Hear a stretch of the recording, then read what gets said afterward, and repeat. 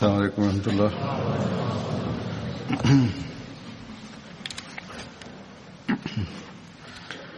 Eşhedü en la ilahe illallah vahdehu la şerike lehu ve eşhedü enne Muhammeden abduhu ve resuluhu.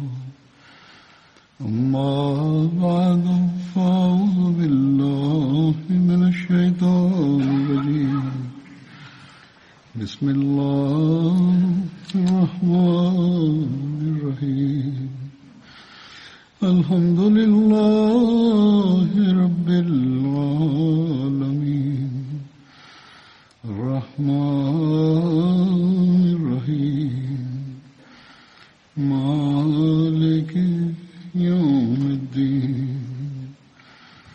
إياك نعبد وإياك نستعين اهدنا الصراط المستقيم صراط الذين أنعمت عليهم غير المغضوب عليهم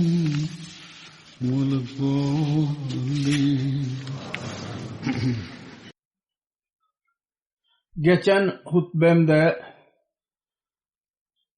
Hazret Musa bin Umeyr'in zikrini yaptıydım. Onun bir kısmı baki kalmıştı. Bugün ben ondan bahsedeceğim. Hazret Musa bin Umeyr radıyallahu anh'un kendisi hakkında Hazreti Müslim Mevud radıyallahu anh şunu zikrederek o Medine'ye muballig olarak gönderildi. Bunun zikrini yaparken şöyle buyurdu. Resulullah sallallahu aleyhi ve sellem Allah-u Teala tarafından sık sık haber veriliyordu. Senin için hicret zamanı yaklaşmıştır. Ve kendisine açıklanmıştı ki kendisinin hicret edeceği öyle bir yerdir ki orada kuyular vardır ve hurma bahçeleri mevcuttur. Önce Yamama hakkında düşündü. Belki hicret yeri orası olabilir. Fakat çabuk bu düşünce zihninden çıkarıldı. Ve Resulullah sallallahu aleyhi ve sellem beklemeye başladı. Allah-u Teala'nın verdiği söze göre hangi şehir olursa olsun mukadder olan şehir kendisi için İslam'ın merkezi yapmak için kendisini ileri sürecek. Bu arada hac zamanı geldi. Arap'ın dört tarafından insanlar Mekke'de toplanmaya başladılar hac için. Muhammed Resulullah sallallahu aleyhi ve sellem kendi alışkanlığına göre orada bazı insanları görüyordu. Onların yanına giderek tevhidin mesajını onlara vermeye başlıyordu ve Allah-u Teala'nın krallığından bahsediyordu ve zulüm ve kötülükten ve fesad ve yaramazlıktan korunmaya nasihat ederdi.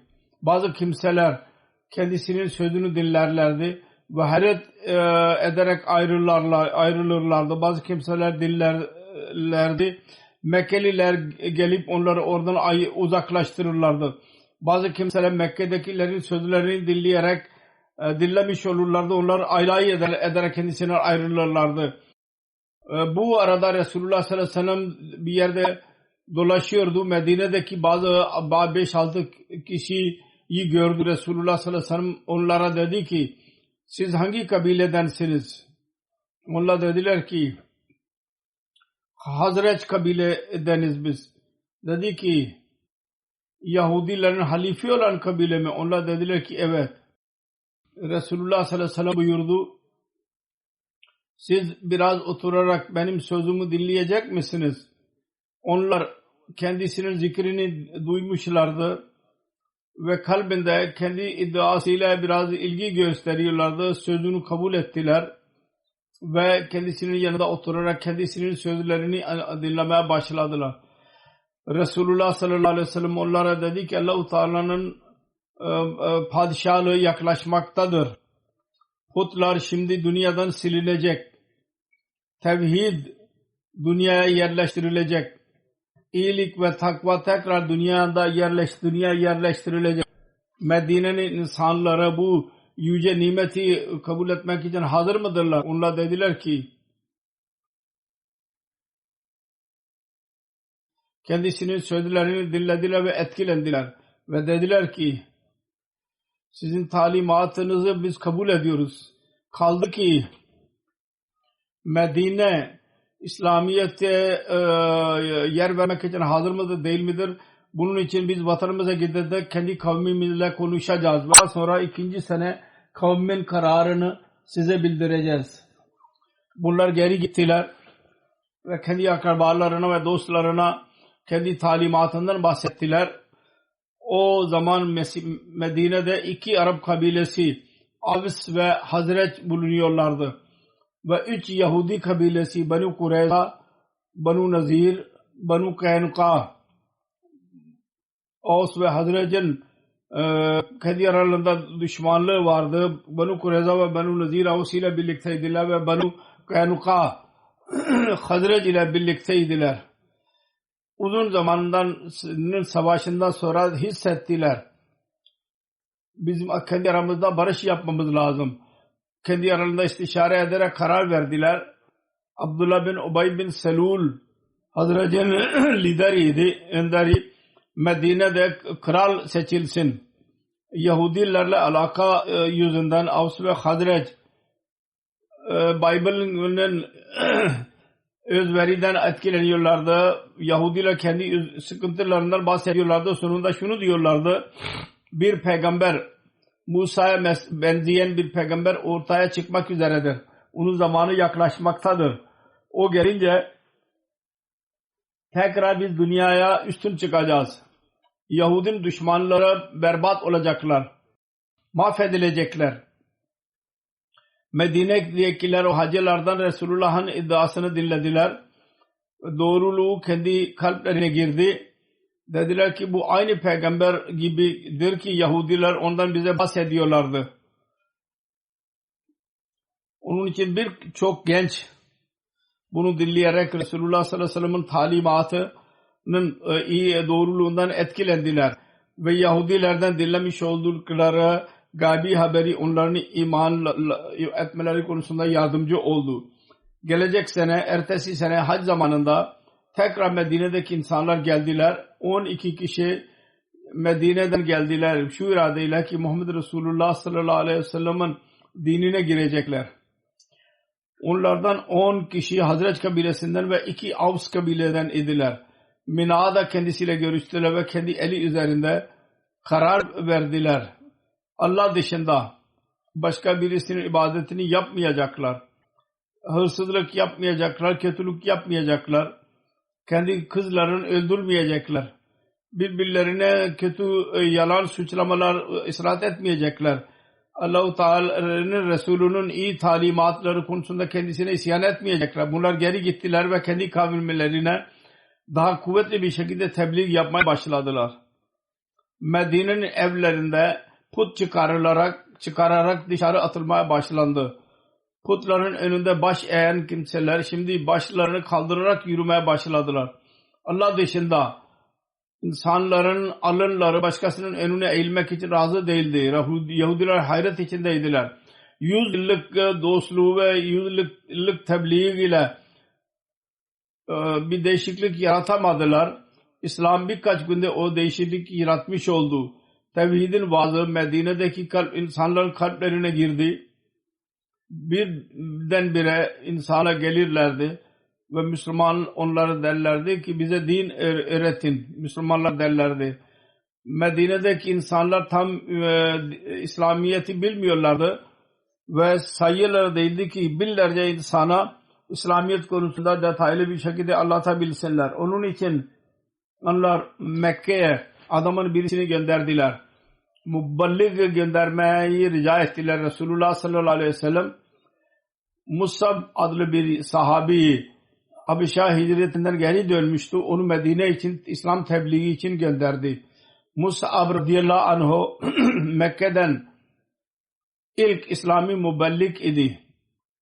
Başka bir yerde bu emirden bahsederek Hz. Müslim Mevud radıyallahu anh şöyle beyan etmiştir. Medine'deki insanlar İslamiyet'ten bilgi edindiler. Bir hac zamanında Medine ahalisinin bazı kimseleri Resulullah sallallahu aleyhi ve sellem ile mülaki oldular ve kendi doğruluğunu kabul ettiler.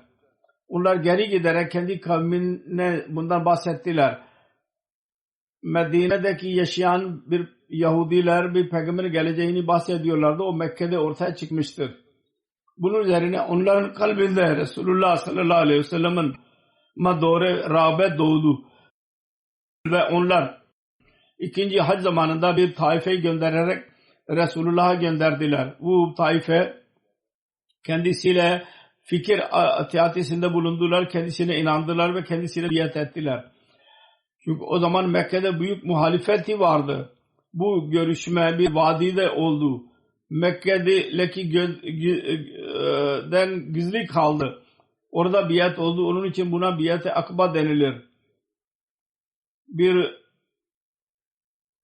dağ yolu üzerinde oldu. Resulullah sallallahu aleyhi ve sellem onlara Medine'deki müminlerin nizamı için görevlendirdi onları ve İslamiyet'in yaymalarını kendilerine nasihat etti. Onların yardımı için genç bir sahabi Musa bin Umer'i dahi gönderdi ki oradaki insanlara din öğretsin. Bunlar giderek Resulullah sallallahu aleyhi ve sellem'e şöyle davet verdiler. Eğer Mekke'yi bırakmak gerekirse Medine'ye teşrif buyurun. Bunlar geri gittikleri zaman az zaman sonra Medine'deki insanlar arasında İslamiyet yayıldı. Ve Resulullah sallallahu aleyhi ve sellem bazı diğer sahabeleri Medine'ye gönderdiler. Hazreti Ömer radıyallahu anh onlardan birisiydi. Ondan sonra hicret emri verildi ve kendisi dahi oraya geçti. Ve gider gitmez az zamanda bütün Medine önce müşrik idiler, Müslüman oldular. Medine hicretinden sonra Resulullah sallallahu aleyhi ve sellem Hazreti Musa bin Umer ve Hazreti Abu Ayyub Ansari arasında kardeşlik kurdu. Hazreti Musa bin Umer Bedir ve Uhud gazvelerine katıldı. Bedir ve Uhud gazvelerinde muhacirlerin bayrağı Hazreti Musa bin Umer'in elindeydi. Bedir gazvesinde muhacirlerin büyük bayrağı Hazreti Musa bin Umer'in yanındaydı. Resulullah sallallahu aleyhi ve sellem kendisine verdiydi bu bayrağı.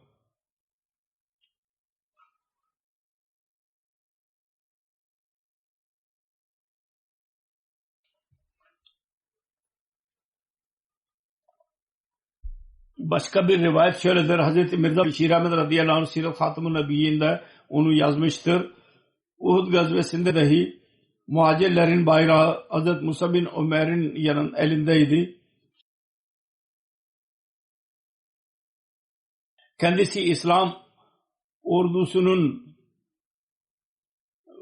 saflar haline getirdi Resulullah ve ayrı ayrı liderler onlara görevlendirdi. Kendisine haber verildi bu seferde ki Kureyş'in bayrağı Talha elindedir. Talha öyle bir aileden idi ki onlar Kureyş'in Say bin Kilab'ın nizamına göre Kureyş'in bayrak tarı idi. Bunu öğrendiler. Resulullah sallallahu aleyhi ve sellem buyurdu. Biz kavmi vefa göstermeye daha bağlıyız. Hazreti Ali'ye muhacirlerinin bayrağını alarak Musab'a verdi. Aynı aileden idi. Talha'nın da aynı aileden idi. Talha'dan olduğu aileden idi Hazreti Musa bin Umer. Hazreti Musa bin Umer Uhud gazvesinde şehit düştü.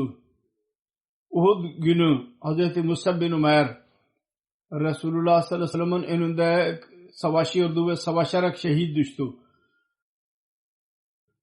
İbn-i Damiya kendisine şehit etti.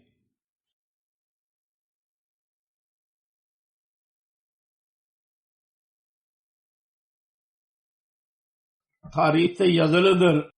Uhud gazvesinin bayraktarı Musa bin Umer bayrağını koruma hakkını eda etti. Uhud günü Hz. Musab radıyallahu anh bayrağı taşıyordu. İbn-i Kıma at üzerindeydi. Saldırarak Hz. Musab'ın sağ elini kesti. Bayrak bu eldeydi. Onu kesti, sağ elini. Bunun üzerine bu ayeti tilavet okudu. وَمَا مُحَمَّدٌ اِلَّا رَسُولٌ قَدْ خَلَتْ مِنْ قَبْلِهِ الرُّسُلُ. Ve sol eliyle bayrağını taşıdı. İbn-i Kamiya sol ale saldırarak onu dahi kesti. Sonra her iki eliyle İslami bayrağını taşıdı. Göğsüne bastı. Sonra üçüncü defa mızrakla saldırdı İbn-i Kamiya. Ve Hz. Musab radıyallahu anh'ın göğsüne saldırdı. Musab düştü. Bani Abdüddar'dan iki kişi Suaybet bin Sa'd bin Harmala ve Urhum bin Umer ilerlediler ve Urhum bin Umer bayrağı taşıdı ve onun elinde kaldı. Sonra Müslümanlar geri geldiler ve Medine'ye girdiler. Şehadet zamanında Hz. Musab'ın yaşı 40 yaşı idi yahut biraz daha fazla idi. 40 yaşındaydı. Bu olaydan bahsederek Hz. Mirza Beşir Ahmed radıyallahu anh Sirat Khatamun Nebiyyi'nde şöyle yazmıştır. Kureyş'in ordusu 4 taraftan sarmıştı. Ve peyderpey saldırılarla baskı yapıyordu. Bunun üzerine Müslümanlar belki Kureyş'in bir Abdullah bin Kamiya Müslümanların bayraktarı Musab bin Ömer'e saldırdı ve kendi kılıcı ile onun sağ elini kesti. Musab hemen başka ele aldı bayrağı. İbn-i Kamiya için ilerledi saldırmak için. Onun ikinci elini de kesti. Bunun üzerine her iki elini birleştirerek bayrağını taşımaya çalıştı ve göğsüne bastı. Bunun üzerine İbn-i Kamiya üçüncü defa saldırdı ve Musab şehit olarak düştü. Bayrak Müslüman birisi hemen onu aldı eline. Fakat Musab Hz. Resulullah sallallahu aleyhi ve sellem'e benziyordu. İbn-i Kamiya zannetti ki ben Muhammed sallallahu aleyhi ve sellem'i öldürdüm. Yok belki mümkündür ki ondan tarafından bu teklif bir yaramazlık yaptı, aldatmak için olabilir. Musab'ı şehit olması üzerine dedi ki ben Muhammed'i sallallahu aleyhi ve sellem'i öldürdüm. Bu haberden Müslümanlar korktular ve onların cemiyetleri munteşir oldu. Bu da büyük bir sebep idi. Müslümanların havsalarının azalmasının sonra birleştiler. Resulullah sallallahu aleyhi ve sellem Hz. Musa bin Naş'ın yanına gittiği zaman yüzüstü duruyordu. Naş Resulullah sallallahu aleyhi ve sellem onun yanında durarak şu ayet-i kerime okudu. Minal mu'minina ricalun sadaku ma ahadullah aleyhi.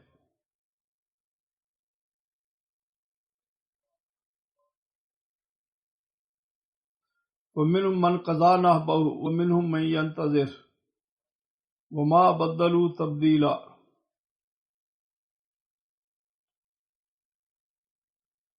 Müminlerden öyle erkekler var ki Allah'a bir söz verdiler, onu doğru gösterdiler. Onlardan öyle vardır ki kendi minnetini kabul ettirdiler ve o öyle dahi vardır ki bekliyordur ve asla kendi karakterinde bir değişiklik yapmadılar. Davranışında Resulullah sallallahu aleyhi ve sellem dedi ki Resulullah yeşhedü ennekum şuhadâ indallahi yevmel kıyamah. Allah-u Teala Resulü şehadet veriyor. Siz kıyamet gününde Allah katında dahi şehit olacaksınız. Sonra Resulullah sallallahu aleyhi ve sellem ashablara muhatap olarak buyurdu. Bunun ziyaretini yapın ve buna selam gönderin. Allah adına yemin ediyorum elinde benim canım olan kıyamet gününe kadar her kim ona selam gönderirse onun selamının cevabını verecek. Hz. Musa bin kardeşi Umar bin Ömer, Hz. Suaybet bin Sa'd, Hz. Amr bin Rabia, Hz. Musab radıyallahu anh'u mezara koydular. indirdiler. Esselamu Aleyküm ya Musab ibn Ubayr. Hazreti Hatamun Nebiyyin radıyallahu anh şöyle diyor. Uhud'un şehitleri arasında birisi Musab bin Umayr idi. İlk muhacir idi. Medine'de İslamiyet'in müballiğ olarak geldiydi. Cahiliye zamanında Musab Mekke'nin gençleri arasında en güzel elbiseliydi. Naz ve nimetlerle hayatını geçiriyordu. İslam kabul ettikten sonra durumu tamamen değişti. Rivayet vardır. Resulullah sallallahu aleyhi ve sellem bir seferinde onun üzerinde bir bedeni üzerinde peçeli bir elbise gördü. Kendi eski zamanını hatırladı. Resulullah'ın gözlerinden yaşlar aktı. Şehit düştüğü zaman Uhud günü o kadar elbisede yoktu ki onun bedeni saklansın onunla. El saklarsak baş açık kalıyordu. Baş saklarsak ayağı açıkta kalırdı. Resulullah'ın emrine göre baş örtüldü ve ayaklarına çöpler kondu. Hazreti Abdurrahman bin Avf Sahih Buhari'de vardır. Onun önünde iftar zamanında yemek getirildi. O oruçluydu. Dedi ki Musab bin Umayr şehit oldu. Benden daha iyiydi. Bir çarşafla defnedildi. Eğer başı örtülürse ayakları açıkta kalırdı. Eğer ayakları kapatılırsa başı açıkta kalırdı. Ben düşünüyorum. Şöyle dedi ki Hamza şehit oldu. Benden daha iyiydi. Ondan sonra dedi ki bize dünyanın kolaylıkları nasip oldu. Dünyadan verilen bize verildi. Ve biz korkuyoruz. Bizim iyiliklerimizin mükafatı çarçabuk bize verilmiş olmasın. Ağladı. Sonunda yemek yemedi. Allah-u Teala'nın korkusu ve haşiyeti ve gelecek cihandaki Allah-u Teala'nın davranış onun gözünün önüne geldi. Onun için hissi davrandı.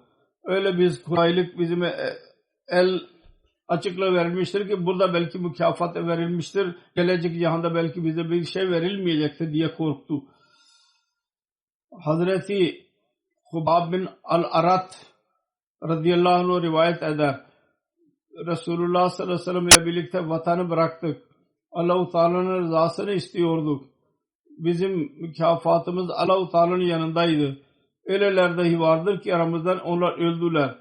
Ve mükafattan bir şey yemediler. Musab bin Umayr onlardan birisidir. Ve öyleler dahi vardır ki onların meyveleri yetişti. Ve o meyveyi yiyorlar. Hazreti Musab radıyallahu anh Uhud günü şehit oldu. Ve bir tek çarşaf vardı ki onu defnederdik onunla. Onu başını örtersek ayakları açıkta kalırdı ve açlarını örtersek başı açıkta kalırdı. Resulullah sallallahu aleyhi ve sellem buyurdu ki onun başını örtün ve ayakları üzerine izhar adlı çöp atın. Tirmizi'nin bir rivayeti vardır. Hazreti Ali bin Ebu Talib rivayet eder. Resulullah sallallahu aleyhi ve sellem buyurdu her peygambere Allah-u Teala 7 necib vermiştir. Ya dedi ki o nekibler vermiştir onlara. Bana 14 verilmiştir. Bir zattik onlar kimler? Resulullah dedi ki benim 2 torunum Cafer ve Hamza, Ebu Bakir, Ömer, Musab bin Umayr, Bilal, Salman, Mikdad, Abu Zar, Ammar ve Abdullah bin Mesud. Hazret Amir bin Rabia rivayet eder. Babası diyordu ki Hazret Musab bin Umayr mümin olduğu zaman Uhud zamanına kadar şehit oluncaya kadar benim dostum idi. Bizimle birlikte her iki hicret-i Habeşistan'a gitti. Muhacirlerde benim bir refikim idi. Öyle bir insan ben görmedim. Ondan daha güzel ahlak sahibi olan ve az ihtilaf ettiğim kendisinden. Resulullah sallallahu aleyhi ve sellem Uhud gezmesinden sonra Medine geri geldiği zaman Musab bin Umayr'in karısı Hazreti Hamna binti Cahş kendisiyle görüştü. Onun kardeşi Abdullah bin Cahş'ın şehit düştüğünü söyledi. O inna lillahi ve inna ileyhi raciun okudu ve onun için mağfiret duasını yaptı. Sonra onların dayılarının vefat ettiğinden bahsettiği Hazreti Hamza o inna lillahi ve inna ileyhi raciun okudu ve mağfiret duasını yaptı onun için. Sonra insanlar ona kocası Hazreti Musab bin Umeyr'in şehadetinden bahsettiler. Ağlamaya başladı ve rahatsız oldu. Bunun üzerine Resulullah sallallahu aleyhi ve sellem buyurdu. Kadın için onun kocasının belli bir mertebesi vardır. Başka bir rivayette Hazreti Hamna binti Cahş konusunda zikir vardır. Ona denildi ki senin kardeşin şehit düşmüştür. Dedi ki Allah ona merhamet eylesin. İnna lillahi ve inna ileyhi raciun dedi. Sana dediler ki senin kocan dahi şehit edilmiştir. O dedi ki eyvah. Resulullah sallallahu aleyhi ve sellem dedi ki karının kocasıyla öyle bir alakası var ki başka birisiyle bir alakası olmuyor. Bu alaka 4. halife dahi bir hutbede beyan etmiştir. Hazreti Musab bin Umeyr'in şehadetin olayı ve onun şehadeti üzerine karısının hissiyatını hissiyatından bahsetti. Şöyle ki kendisi diyor ki sahaba ve sahabiyat akrabaların sayısı birden fazla olurdu. Onlara yavaş yavaş haber verirlerdi. Bir sadme birdenbire onun kalbini etkilemesin. Resulullah'a Hazreti Abdullah'ın kız kardeşi Hamna binti Cahş geldi. Kendisi dedi ki ey Hamna sabret ve Allah-u Teala'dan mükafatı bekle. Arz etti ya Resulullah kimin mükafatını? Dedi ki kendi dayının Hamza. O dedi ki inna lillahi ve inna ileyhi raciun. Gaffarallahu lehu ve rahimahu haniyen lehu şehada. Ondan sonra Resulullah dedi ki ey Hamna sabret ve Allah'tan mükafatı bekle. Arz etti kimin sevabını bekleyeyim? Resulullah dedi ki kardeşi Abdullah. Sonra yine aynı kelimeleri tekrarladı. İnna lillahi ve inna ileyhi raciun. Gaffarallahu lehu ve rahimahu haniyen lehu şehada.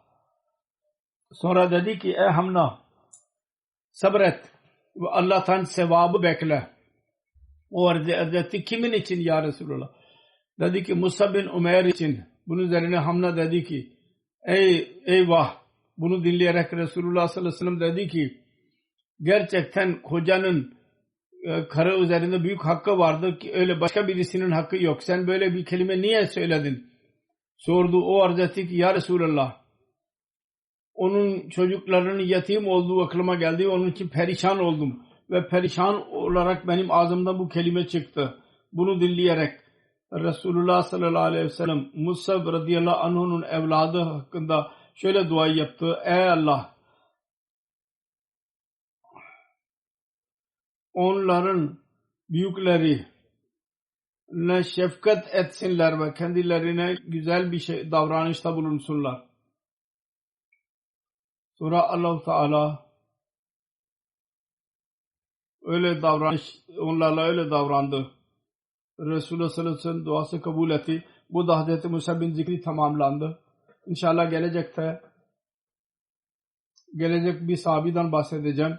Şimdi ben özet olarak bugünlerde bir veba vardır. Koronavirüs, onun hakkında söylemek istiyorum. Sizin dikkatinizi çekmek istiyorum. Hükümetler ve şubeler tarafından ilan ediliyorlar. Bizim dikkat etmemiz lazım. O tedbirlere göre davranmamız lazım. İlaçlar dahi ben başlangıçta söylediydim size istişare ederek. Hepsi matakaddum olarak idi. Bazı ilaçlar olarak idi. Onları kullanmak lazım. Bu mümkün bir tedavidir. Biz diyemeyiz ki %100 tedavidir. Ya homeopati onu biliyor. Öyle bir virüstür ki onu biz bilmiyorduk. Fakat ona yakın mümkün tedavi olabilirdi. böyle bir hastalığın ona göre bu ilaçlar teklif edilmiştir. Allah-u Teala şifa versin. Onun için bunları kullanmak lazım. Ancak bununla birlikte dikkat dahi gereklidir. Nasıl ki anons edildiği gibi bu konuda şu dahi gereklidir. Toplumdan uzak durun. Camiye gelenlerin dikkatli davranmaları lazım. Eğer azıcık ateş varsa, nezle varsa camiye gelmemeleri lazım. Caminin dahi hakları vardır. Caminin hakkıdır. Orada öyle birisi gelmesin ki diğerler ondan etkilenebilsinler. Mutaaddi hastalık sahibi camiye gelmemeli. Dikkatli davranmalı. Bulaşıcı hastalığa bulaşmış olan. Sonra bugünlerde özellikle hapşırırken yahut genellikle her bir insan ağzına el koysun yahut mendil koysun. Bazılar şikayet ederler ki bazı kimseler hapşırırlar bizim önümüzde ve el ve mendil koymuyorlar. Öyle hapşırıyorlar ki bize dahi ulaşıyor. Yandaki namaz kılanların hakkıdır. Her biri buna dikkat etmeli. Bugünlerde söylediğim gibi özellikle buna dikkat etmemiz lazım. Bugünlerde doktorların söylediği dikkatler şunlardır ki el ve yüz temiz tutulsun.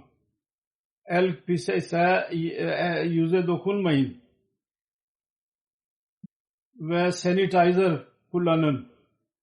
Yahut onları yıkayın. Müslümanlar için, bizim için eğer 5 vakit birisi namaz kılıyorsa ve abdest alıyorsa ve burnuna su dahi sokuyorsa, burnunu siliyorsa, temizliyorsa ve tam olarak abdest alıyorsa, bu yüzlüğün öyle kadar yüce bir yoludur ki sanitizer'ın eksikliğini dahi giderir bu. Bugünlerde sanitizer dahi kaybolmuştur marketten. İnsanlar hemen her şeyi satın aldılar ve özellikle bu gibi eşyalar, bu işin kullanılabilen her neyse abdest iyi bir şekilde yapılırsa zahiri bir temizliktir ve abdest aldığı zaman namaz kılacak, manevi bir temizliğe vesile olacak. Ve bugünlerde özellikle dualara pek ihtiyaç vardır. Onun için buna özellikle dikkat etmemiz lazım. Camilerin hakkı konusunda ben zikrettim. Şundan dahi bahsedeyim. Özellikle kışlıkta camiye gelenler her gün çoraplarını değiştirmeleridirler veya yıkamalıdırlar. Eğer çoraplardan pis koku geliyorsa yanındaki namaz kılanlar için sıkıntı verici olur. Yahut arkadaki saflarda secde eden için sıkıntılı olur. Bu konuda dikkatli davranmak lazım. Emir şudur, Resulullah sallallahu aleyhi ve sellem buyurdu. Hiç pis bir şey, mesela sarımsak yiyerek camiye gelmeyin. Bazen geğiriyorlar. Ağızdan pis koku geliyor. Diğer yandaki namaz kılanlar etkileniyorlar. Onlar sıkıntıya giriyorlar. Ve namaz kılanlar için ve caminin ortamı için bu sıkıntı verici olur. Emir şudur ki camiye gelin, güzel koku sürün. O kadar dikkat vardır ki Resulullah sallallahu aleyhi ve sellem buyurdu.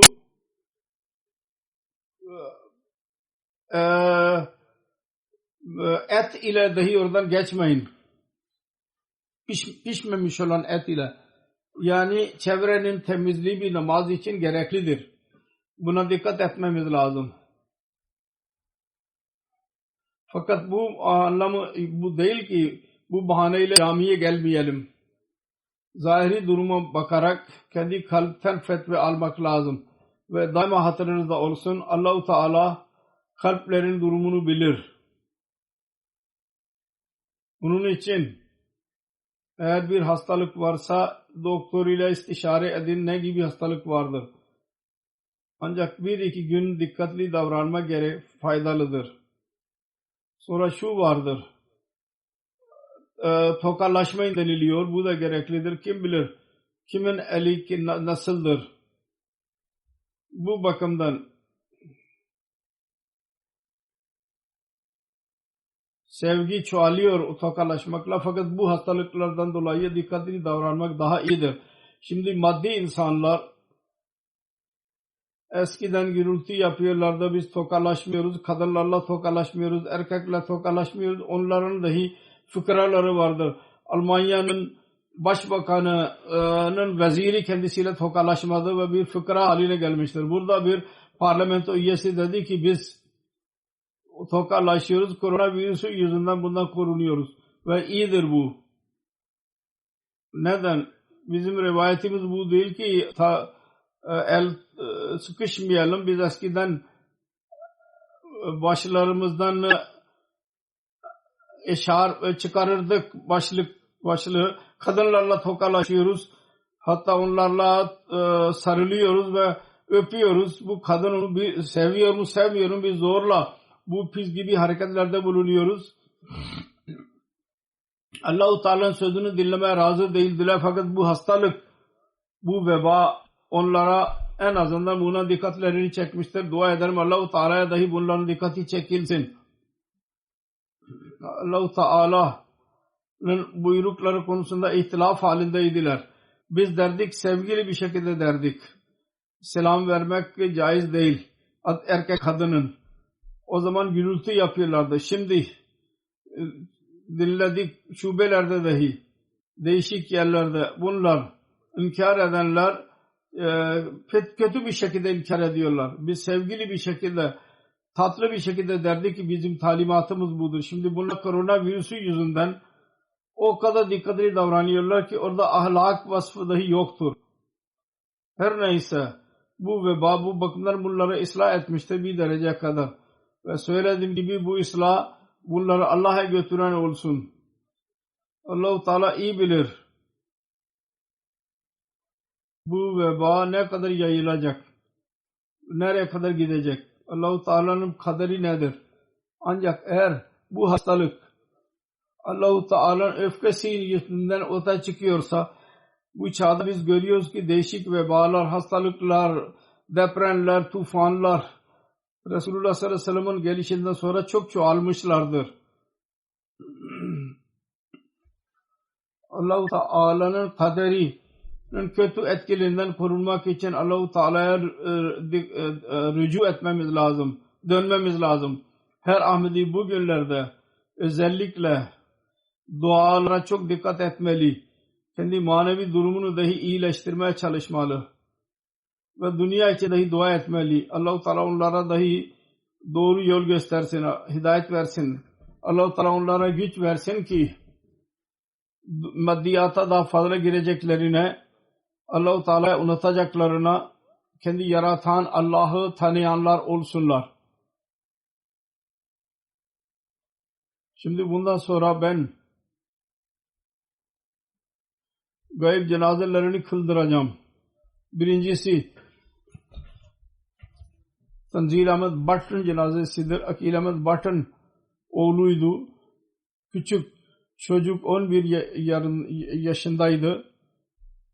27 Şubat 2020 senesinde ve öldü. Vefat nedir? Şehadettir bu. Tanzil Ahmed Bhatt tanımı şöyledir. Olayı şöyledir.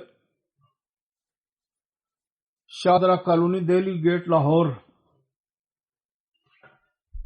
Komşu kadın 27 Şubat günü kendisini öldürdüğü zalimane bir şekilde. İnna lillahi ve inna ileyhi raciun. Ahmediler bir bahaneyle öldürmek Moğolların fetvaları Pakistan'da kolaylaştırmıştır. Öldürmek dahi bunun neticesidir ve bu bakımdan ben bunu bu azizi şehitlerden sayıyorum. Sebep ne olursa olsun bunun arkasında bir Ahmediye cemaatin buğzu, düşmanlığı vardır. Masum çocuk idi, hiçbir günahı yoktu. Şimdiye kadar gelen raporlardan öğrendiğimiz kadarıyla detaylarına göre Tanzil Ahmed Bhatt'ın annesi 27 Şubat günü komşuların elinden onu gönderdi. Orada bebek vardı. Gidip geliyorlardı. Ne oldu Allah bilir. Bir gün orada bıraktı ki git ve onu bebeğini geri getir. Çok bekleyişten sonra çocuk geri gelmeyince annesi kendisi gitti. Önce kapı açmadılar. Çok uzun zaman sonra kapıyı açtılar. Çocuk konusunda sorduk. Dedi ki bebek Allah'a geri gitmiştir. Bunun üzerine onun annesi kocası Akil Bey'e haber verdi. O hemen cemaat yöneticilerle görüşerek çocuğu aramaya başladılar ve poliste dahi haber verdiler, rapor verdiler. Sonra CC televizyon kamera üzerinde gördüler. Orada çocuk onların evine gitti. Fakat dışarı çıkmadı. Polis evi aradı. Oradan naaşları ortaya çıktı.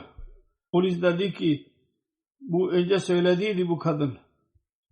Onun karısı o çocuğu öldürmüştür. Bu kadın ev sahibinin ölüyle birlikte çocuğu öldürdüydü. Bunu kabul etti.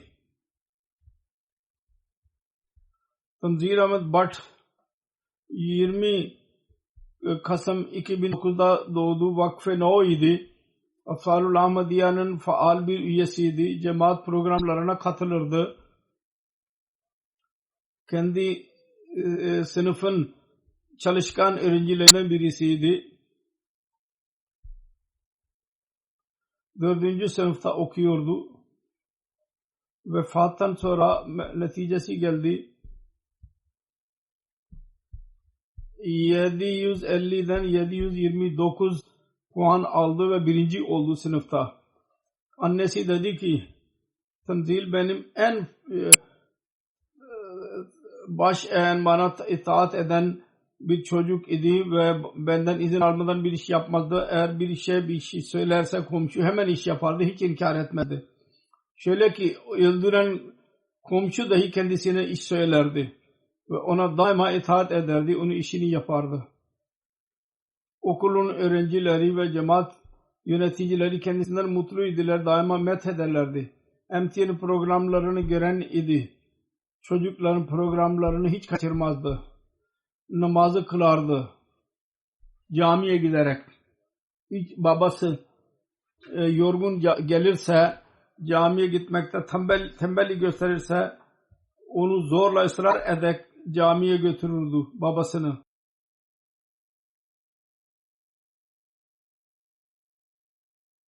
Merhum Akil Ahmed Bhatt annesi Naila ve 4 kız kardeş bırakmıştır. 2 erkek 2 kız kardeşi vardır. Allah-u Teala ona sevgi göstersin ve katillere ceza versin. Anne babaya sabır ve havsala versin. Teselli versin. İkinci cenaze Brigadier Bashir Ahmed Rawalpindi'nin amiri Dr. Muhammed Abdullah'ın oğluydu. 16 Şubat günü 87 yaşında vefat etti Rawalpindi'de. İnnalillahi ve inna ileyhi raciun. Musi'ydi. Karısı dışında 2 oğul ve 3 kız vardır varisleri arasında. Brigadier Bashir Ahmed 1931 senesinde Gujarat'ta doğdu. Babası Dr. Muhammed Abdullah cemaate girdi. Kadiyan'da tahsil gördü. Brigadier General Orgeneral ve 52'de Pakistan Military Academy'ye girdi. 82'de Orgeneral olarak ayrıldı. İslamabad'da bir enstitünün müdürü olarak görev yaptı. 66 senesine ülkeye hizmet etti. Cemaat hizmetleri Brigadier Bey'in şöyledir. 1900 2012 senesinde ben ona Rawalpindi cemaatinin amiri olarak görevlendirdim ve Şubat 2020 senesine kadar hizmet etti. 1989 senesinde Rawalpindi'ye taşındı.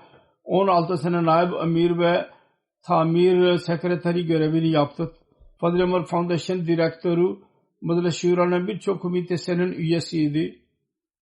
Brigadier Bey merhum çok ihlas sahibi, muhlis idi. İhlas ile dine hizmet ederdi. Şefik, halk hizmetinde meşgul olan, insanların işini yapan, din hizmeti konusunda zamana bağlıydı. Usula sahip hizmet ederdi ve dostlarına dahi telkin ederdi. Tembelliğe asla tahammül etmezdi din konusunda. Hatta hiçbir işte amirlerin üyelerine bir iş verse zamanı gelince mutlaka sorardı. Ve çok dua eden, dua ibadet eden, hilafeti seven bir zat idi. Sonuna kadar hatırası dahi yerindeydi. Hz. Resulullah sallallahu aleyhi ve sellem ve Hz. Mesih Maud aleyhissalatü vesselamın aşığı idi. Ve amri olması konusunda daima Allah'a şükür ederdi. Kur'an-ı Kerim ve hadis ve Mesih Maud aleyhissalatü vesselamın kitapları daima kendisinin yanında olurdu. Çok büyük mutala sahibiydi. Yavaş bir şekilde fakir fukaraya yardım ederdi. Dul kadınlara çok özellikle dikkat ederdi. Çok daima yardım için hazır bulunurdu. Birçok kimse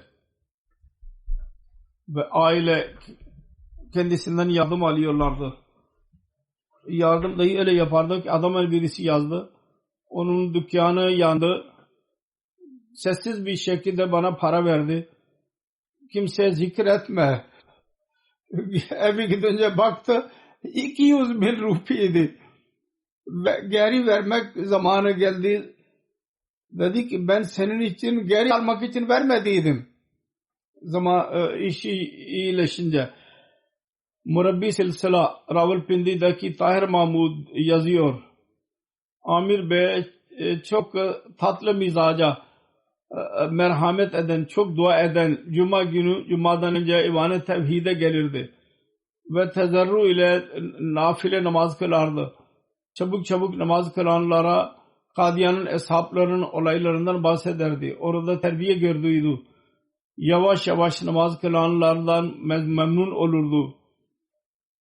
Tesbihlere, dualara dikkat ederdi. Kendisi dua eden ve uzun namaz kılanları namaza idi ve insanların namaza doğru onlara nasihat ederdi. İhtiyaç sahiplerine yardım ederdi. Herkes yardım etmişti. Eğer birisi teşekkür ederse ona dahi yok yapma derdi. Teşekkür etme. Mesih Maud aleyhissalatü vesselam kitaplarının aşığıydı ve onların marifetlerinden bahsederdi toplantılarda. Fazl-ı Ömer Foundation direktörüydü. Fazl-ı Ömer Nasir Şems Bey yazıyor, sekreteri. 2011 senesinden başlayarak 2019 senesine kadar direktör olarak kaldı. Bütün toplantılara gelirdi. Zayıf ve yaşlı olmasına rağmen katılırdı. Dua ve istişarelerden biz yol bulurduk. Merhum çok ihlas sahibi, takva sahibi. Hilafete vefalı bir hizmetkarı idi. Diyor ben onun bir özelliğini gördüm. O da şu ki taalluk billah ve huşu ile namaz kılardı. Allah-u Teala merhumu mağfiret eylesin ve merhamet eylesin, derecelerini yükselsin ve evladına dahi onun iyiliklerini cari etmeleri kendilerine nasip eylesin. 3. cenaze Doktor Hamiduddin İbn Muhammeduddin'in oğlu 121 Cimbe Gökhuval'da yaşıyordu. 29 Şubat günü vefat etti. İnna lillahi ve inna ileyhi raciun. Merhumun ailesine babası Ahmedi olduydu. Muhammed'in dedesi Gurdaspur'da biat ettiler. İkinci halife radıyallahu anh zamanında biat ettiler. Merhumun doğuşu Kadiyan'da doğdu. Annesinin öz amcası Muhammed İbrahim Bey Kadiyani Mesih Muhammed Aleyhisselatü Vesselam'ın sahabisiydi. Hristiyanlığın uzmanı idi. Medresede hoca oldu. Faysalabad'da yerleştiler. Pakistan kurulduktan sonra. İnsanlara hizmet ederdi bütün bölgede.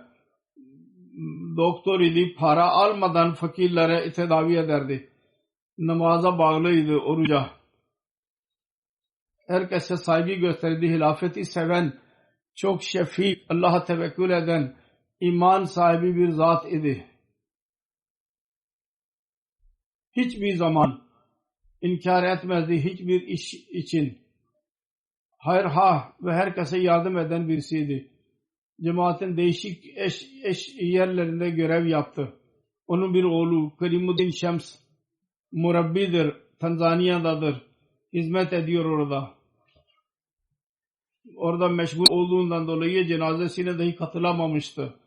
Damadı murabbidir ve bir damadı dahi başka bir daradı. Bir torunu Cami Emdiya derece şahid de murabbidir. Birkaç torunu Vakfe No'ya üyeleridirler. Allah Teala merhamet eylesin, mağfiret eylesin, dereceleri yükselsin. Onun nesillerinde vefa ile biat hakkını verenler olsunlar onlar. Söylediğim gibi namazlardan sonra gayb cenazesini kıldıracağım.